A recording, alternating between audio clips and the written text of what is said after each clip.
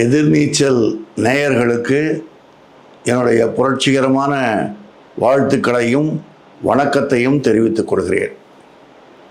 தோழர்களே, கடந்த 24ஆம் தேதி மத்திய அரசு ஒருங்கிணைந்த பென்ஷன் திட்டம் என்று சொல்லக்கூடிய யூனிஃபைடு பென்ஷன் சிஸ்டம் UPS அதுக்கான அரசிதழ் அறிவிக்கையை வெளியிட்டிருக்கிறார்கள். அதோட அது தொடர்பான விதிகளை நேற்று 30ஆம் தேதி வெளியிட்டிருக்கிறார்கள். ஆக இந்த ரெண்டும் வந்த பிறகு எல்லா இடத்துலையும் இந்த UPSஐ பற்றின ஏராளமான சந்தேகங்கள், கேள்விகள் இருக்கின்றன. அதை பற்றி நான் உங்களுக்கு விளக்க இருக்கேன். இந்த யூனிஃபைடு பென்ஷன் ஸ்கீம் UPS அப்படின்றது என்னன்னு சொல்லியிருக்காங்க. என்னன்னா, நியூ பென்ஷன் சிஸ்டத்தில் இருக்கிறவங்களுக்கு இந்த யூனிஃபைடு பென்ஷன் ஸ்கீம் வருது. நேஷ்னல் பென்ஷன் சிஸ்டம் NPSல இருக்கவங்களுக்கு ஒரு விருப்பமாக அவங்க விரும்பினா UPSஐ எடுத்துக்கலாம் அப்படின்னு சொல்லியிருக்காங்க. NPSல 10% பிடிக்கிறாங்க. அரசாங்கம் 14% போடுது. 24% உங்கள் கணக்கில் இருக்குது. அது இண்டிவிஜுவல் பென்ஷன் அக்கௌண்ட்டில் 24% இருக்கும். அதை மார்க்கெட்லேயும் அங்கேயும் இங்கேயும் போட்டு அந்த பணம் அது வளரும் போது அல்லது தேயும் போதோ அதுக்கு அந்த பணத்துக்கு பேர் பென்ஷன் வெல்த்துன்னு பேர். அந்த பென்ஷன் வெல்த்தில் NPSல 60% ரிட்டையர் ஆகும்போது நீங்கள் எடுத்துக்கலாம். 40% நீங்கள் ஒரு ஆனுவிட்டி என்று சொல்லக்கூடிய ஒரு பென்ஷன் திட்டத்தில் முதலீடு செய்யணும். அது உங்களுக்கு 1 லட்சத்துக்கு 5000 ரூபா 500 ரூபாங்கிற முறையில் 1 லட்சத்துக்கு 500 ரூபாங்கிற முறையில் உங்களுக்கு அந்த பென்ஷன் கிடைக்கும். அது போதுமானது கிடையாது. அதுக்கு DA கிடையாது, அதுக்கு கம்யூட்டேஷன் கிடையாது. அது 80 வயசு 85 வயசானால் ஏறாது. அதே மாதிரி அது பே கமிஷன் வரும்போது ஏறாது. இதெல்லாம் அதுக்கு உத்தரவாதமும் கிடையாது. அதனால் நம்ம NPS சிஸ்டத்துக்கு எதிராக நம்ம போராடணும். ஆனால் NPS சிஸ்டத்தில் இந்த 24% உங்கள் கணக்கில் இருக்குது.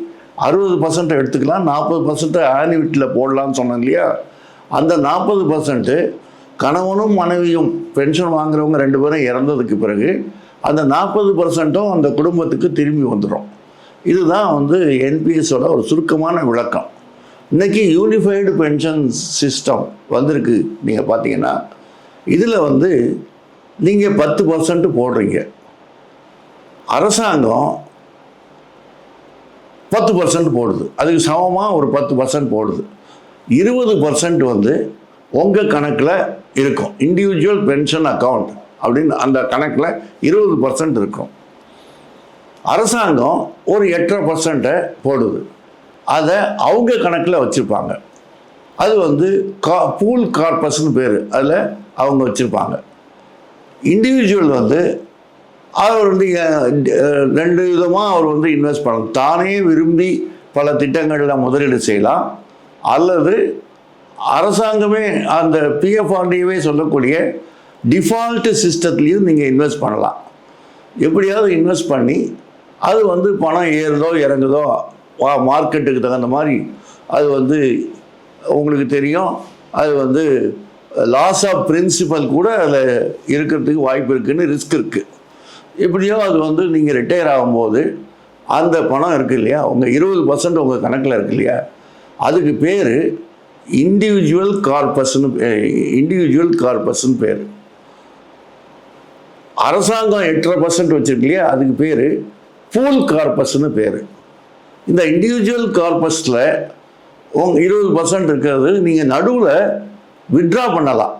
3 வாட்டி உங்கள் சர்வீஸில் அந்த பணத்தை உங்கள் கான்ட்ரிபியூஷனில் 25% வித்ட்ரா பண்ணலாம் அப்படின்றது NPSல இருக்குது. இந்த UPSலேயே அது உண்டுன்னு சொல்லியிருக்காங்க. இப்போ நீங்கள் ரிட்டையர் ஆகிறீங்கன்னு வச்சுங்க, ரிட்டையர் ஆகும்போது சூப்பர் ஆனுவேஷன், அதாவது 60 வயசாகி ஓய்வு பெறுறீங்க. 60 வயசாகி ஓய்வு பெறும்போது நீங்கள் வந்து உங்கள் கணக்கில் இண்டிவிஜுவல் கார்பஸில் 25 லட்சம் இருக்க வேண்டி இருக்கு.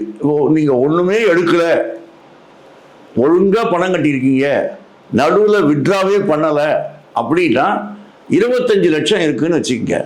உங்கள் கணக்கில் 25 லட்சம் இருக்குது. அதுக்கு பேர் உங்களுடைய பெஞ்ச்மார்க் கார்பஸ்ன்னு அதுக்கு பேர். உங்கள் கணக்கில் பெஞ்ச்மார்க் கார்பஸ்ன்னு பேர். உங்கள் இண்டிவிஜுவல் கார்பஸும் 25 லட்சம் இருக்குதுன்னு வச்சுக்கோங்க. ரெண்டும் சமமாக இருக்குது.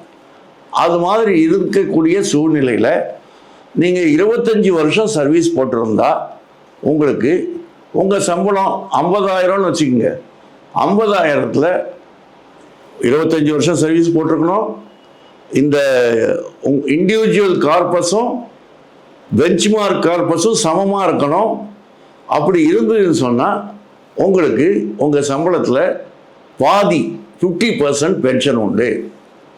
அதாவது 50,000 சம்பளம்னா 25,000 பென்ஷன் உண்டு. இப்போ வந்து உங்கள் கணக்கில் நீங்கள் வந்து நடுவில் விட்ரா பண்ணியிருக்கீங்கன்னு வச்சுக்கோங்க. 3 வாட்டி விட்ரா பண்ணிட்டீங்க. அப்போ உங்கள் கணக்கில் 20 லட்சம் தான் இருக்குதுன்னு வச்சுக்கோங்க. பெஞ்ச்மார்க் கார்பஸ் 25 லட்சம், உங்கள் கணக்கில் இருக்கிறது 20 லட்சம். நீங்கள் இந்த 5 லட்சத்தை திருப்பி கட்டலாம். கட்டிட்டா 25 பெஞ்ச்மார்க் கார்பஸ், 25 லட்சம் உங்கள் கார்பஸ், ரெண்டும் சமமாக இருக்கிறதுனால உங்கள் பென்ஷன் அதே 25,000 ரூபா கிடைக்கும். 25 வருஷம் சர்வீஸ் போட்டால். இல்லை நான் வந்து அந்த 5 லட்சத்தை கட்ட மாட்டேன் அப்படின்னு சொன்னீங்கன்னா உங்களுடைய 25 லட்சம் 25,000 ரூபா உங்கள் பென்ஷன் வச்சுக்கோங்க. அந்த 25,000 ரூபா பென்ஷன் வந்து 25 லட்சம் 20 லட்சமாக இருக்கு இல்லையா? 25 லட்சம்னா 20 லட்சம் தான் அவங்க கணக்கு இருக்குது. 100 லட்சம்னா 80% தான் இருக்கும் அவங்களுக்கு. அப்போ உங்கள் பென்ஷன் 25,000த்தில் 80% தான் கிடைக்கும். அதாவது 16,000 தான் கிடைக்கும். அப்போது 25,000 கிடைக்காது. அப்போ அஷ்யூர்டு பே அவுட்டு 50%ன்றது இதில் அடிபட்டு போகுது. 50% ஆஃப் த பே வந்து இதில் அடிபட்டு போகுது. இப்போ நீங்கள் வந்து 20 வருஷம் சர்வீஸ் முடிச்சிருக்கீங்கன்னு வச்சுக்கோங்க. அப்போ என்ன ஆகும்? 25 வருஷத்துக்கு 25,000ன்னா 20 வருஷத்துக்கு எவ்வளோன்னு கணக்கு போடுவாங்க. கணக்கு போட்டால் அது 20,000ன்னு வச்சுக்கோங்க. 20,000ன்னு வச்சுக்கோங்க. அப்போது 25 லட்சமும் இண்டிவிஜுவல் கார்பஸும் 25 லட்சம், பெஞ்ச்மார்க் கார்பஸும் 25 லட்சம்னா உங்களுக்கு 20% அதில் பென்ஷனில் 20% 20 வருஷம் சர்வீஸ் போட்டால் 40% உங்களுக்கு பென்ஷன் கிடைக்கும். அது வந்து குறைஞ்சிரும்.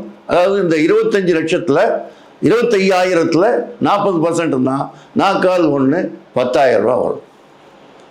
அதுக்கு அடுத்தது உங்களுக்கு 10 வருஷம் தான் இருக்குது சர்வீஸ்னு வச்சுக்கோங்க. 10 வருஷம் தான் சர்வீஸ் இருக்குன்னா 25 லட்சமும் இருக்குது, கீழே 25 லட்சம், ரெண்டும் பெஞ்ச்மார்க்கும் இண்டிவிஜுவல் கார்பஸும் உங்களுக்கு ரெண்டும் வந்து 25 லட்சம் இருக்குதுன்னு சொன்னால் அந்த சமயத்தில் உங்களுக்கு இந்த 10 வருஷம் சர்வீஸ்னா உங்களுக்கு 20% பென்ஷன் தான் கிடைக்கும். 20%னா என்ன? அதாவது 25 லட்சத்தில் 20%, 25 5,000 தான் கிடைக்கும். ஆனால் 25 லட்சம் கார்பஸ் இண்டிவிஜுவல் கார்பஸும் பெஞ்ச்மார்க் கார்பஸும் சமமாக இருக்கிறதுனால உங்களுக்கு மினிமம் பென்ஷன் 10,000 கிடைச்சிடும். இப்போது உங்களுடைய இண்டிவிஜுவல் பென்ஷன் இருக்குன்னு வச்சுங்க. இண்டிவிஜுவல் கார்பஸ் வந்து 20 லட்சம் தான் இருக்குன்னு வச்சுங்க. அப்போது உங்கள் 10 வருஷம் சர்வீஸ் போட்டிருக்கீங்கன்னா உங்களுக்கு வந்து இந்த உங்கள் 20% தானே கிடைக்குன்னு சொன்னேன். 20% தான் உங்களுக்கு 25 லட்சத்தில் 20% 10,000. அந்த 10,000த்துலேயும் 80% தான் கிடைக்கும். 8,000 தான் கிடைக்கும்.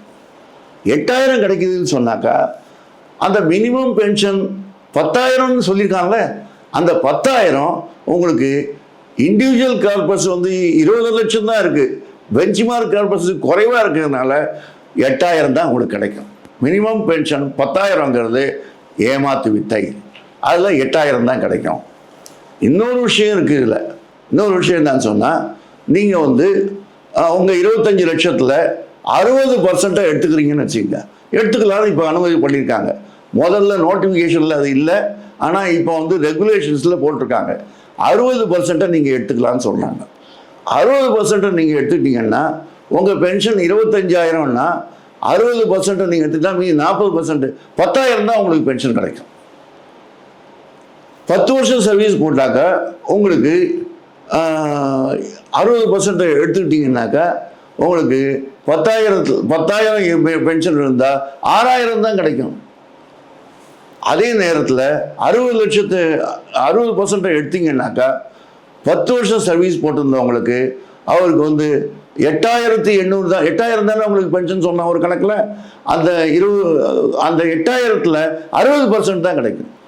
60% போயிடும், மீதி 40% தான் கிடைக்கும். 4 8 32 3,200 தான் கிடைக்கும். அப்போ 3,200 தான் உங்கள் பென்ஷன். அப்போ மினிமம் பென்ஷன் 10,000 என்பது ஏமாத்து வித்தை. அது மட்டும் இல்லை, ஃபேமிலி பென்ஷனை எடுத்து பாருங்கள். ஃபேமிலி பென்ஷனில் என்ன பிரச்சனைன்னா உங்களுக்கு 60% உங்கள் பேசிக் பென்ஷனில் உங்களுடைய பென்ஷனில் அதுக்கு அந்த பென்ஷனில் உங்களுக்கு 60% உண்டு. 60% தான் என்ன? 60% வந்து இப்போ வந்து உங்களுக்கு 25,000 உங்களுக்கு பென்ஷன்னா 60% 40% 4 10,000 ரூபா கிடைக்கும் ஃபேமிலி பென்ஷன். சரி, உங்கள் பென்ஷன் வந்து 10,000 மினிமம் பென்ஷன் 10,000ன்னு வச்சுக்கோங்க, 60% 6,000 தான் கிடைக்கும். ஃபேமிலி பென்ஷனில் 10,000ங்கிற மினிமம் பென்ஷன் கேரண்டி கிடையாது. இதை விட மோசம் என்னன்னா, உங்கள் பென்ஷன் வந்து 8,000ன்னு இருக்கும்போது, உங்களுடைய பென்ஷன் 8,000ன்னு இருக்கும்போது அதில் 60% எடுத்துட்டிங்கன்னா 4,800 தான் உங்கள் பென்ஷன் இருக்குன்னா, அந்த 4,800ல் 60%ன்னா 3,000 தான் பென்ஷன் கிடைக்கும். மத்திய அரசாங்கத்தில் மினிமம் பென்ஷன் என்பது ஓல்டு பென்ஷனில் 9,000 இருக்குது. அதுக்கு டிஏ சேர்த்தா 14,000 வருது இப்போ. ஆனால் இந்த யூபிஎஸ்ல ஃபேமிலி பென்ஷன் மினிமம் பென்ஷன் 10,000ன்னு அவங்க அறிவிச்சாங்க, ஆனால் உண்மையில் 3,000 தான் கிடைக்கும். அப்போ இந்த யூபிஎஸ் என்பது மோசடி. இது வந்து இந்த இதனுடைய எல்லா கணக்கையும் நீங்கள் எடுத்து பார்த்தீங்கன்னா ஃபேமிலி பென்ஷனும் சரி அல்லது பென்ஷனும் சரி, எதுவாக இருந்தாலும் இண்டிவிஜுவல் பென்ஷனும் சரி, இது எதுவாக இருந்தாலும் உங்களுடைய பென்ஷன் என்பது மிக மோசமாக குறையும். அப்போது என்ன சொல்கிறான், அதனால தான் என்ன சொல்கிறான்னா, இதுக்கு பேர் பென்ஷன்னு அவன் சொல்லலை. பென்ஷன்னு சொல்லாமல் என்ன சொல்கிறான்னா பே அவுட் அப்படின்றான். ஒரு தொகை பே அவுட். ஒரு தொழிலாளிக்கு ரிட்டையர் ஆனவருக்கு கொடுக்கறது பே அவுட்டு, ஃபேமிலிக்கு கொடுக்கறது ஃபேமிலி பே அவுட்டுன்றான். இந்த ஃபேமிலி பே அவுட்டு உங்களுக்கு அல்லது பே அவுட்டு எதுவும் மினிமம் பென்ஷனான மத்திய அரசாங்கத்தில் இருக்கிற ஓல்டு பென்ஷனுக்கு சமமான கிடையாது. இதை நம்ம பார்த்தோம். அடுத்தது டிஏ பாருங்கள். டிஏ என்னடா பார்த்தீங்கன்னா இன்னொன்று சொல்கிறேன், வாலண்டரி ரிட்டையர்மெண்ட்டு. நீங்கள் வாலண்டரி ரிட்டையர்மெண்ட்டு என்ன விஷயம்னா 25 வருஷம் கழிச்சு தான் வாலண்டரி ரிட்டையர்மெண்ட்டை கொடுக்க முடியும் உங்கள் பென்ஷன். ஆனால் உங்களுக்கு எப்போ 60 வயசு முடியுதோ அப்போ தான் கொடுக்க முடியும். ஒரு கணக்கு சொல்கிறேன், நீங்கள் 21 வயசில் வேலைக்கு வரீங்கன்னு வச்சுங்க, 25 வருஷம் கழிச்சு நீங்கள் வாலண்டரி ரிட்டையர்மெண்ட் கொடுக்குறீங்க. அதாவது அப்போ உங்களுக்கு 46 வயசு. 21 25 46 வயசு. 46 வயசில் நீங்கள் வாலண்டரி ரிட்டையர்மெண்ட் கொடுக்குறீங்க. உங்களுக்கு எப்போ பென்ஷன் கிடைக்கும்? உங்களுக்கு 60 வயசு 14 வருஷம் கழிச்சு 60 வயசு ஆனால் தான் உங்களுக்கு அந்த பென்ஷன் கிடைக்கும். அப்போ இது ரெடிகுலஸாக இல்லையா? அப்போ வாலண்டரி ரிட்டையர்மெண்ட்டு எதுக்காக கொடுக்குறான் தொழிலாளி? உடனடி கஷ்டம், சீக்கிரம் கொடுத்தா பொண்ணுக்கு கல்யாணம், வீடு கட்டுறதுக்கு கடன், இதெல்லாம் திருப்பி கொடுக்கறதுக்காக அவன் வாலண்டரி ரிட்டையர்மெண்ட் கொடுக்குறான். ஆனால் அவன் வாலண்டரி ரிட்டையர்மெண்ட்டு 60 வயசு ஆனால் தான் அவனுக்கு பணம் கிடைக்குங்கிறது ஏமாத்து வித்தை அல்லவா? ஆகவே இந்த யூனிஃபைடு பென்ஷன் ஸ்கீம் என்பது இன்னும் சில விஷயங்கள். டிஏ எடுத்துங்க. டிஏ என்னடான்னா அவன் என்ன சொல்கிறான்னா, மத்திய அரசாங்க ஊழியர்களுக்கு எப்படி சர்விங் எம்ப்ளாயிக்கு எப்படி பென்ஷன் டிஏ கால்குலேட் பண்ணுறாங்களோ அதே அடிப்படையில் கால்குலேட் பண்ணப்படும். மத்திய அரசாங்கம் அந்த டிஏவை அறிவிக்கும்னு சொல்கிறான்.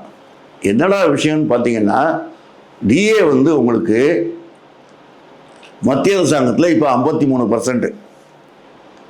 53% உங்களுக்கு டிஏ. ஜனவரியிலேருந்து 56%. இப்போது 1/4/25 இந்த திட்டம் அமலுக்கு வருதுன்னு வச்சுக்கோங்க. 31/3/25 ரிட்டையர் ஆகிற ஒருத்தருக்கு அமலாகும். அப்போ அவருக்கு சம்பளம் அவருக்கு வந்து 56% டிஏ கிடைக்கும். ஆனால் அந்த 56% ஓல்டு பென்ஷனில் ரிட்டையர் ஆகிற ஒருத்தருக்கு அதே 56% டிஏ ரிட்டையர் பென்ஷனுக்கு கிடைக்கும்.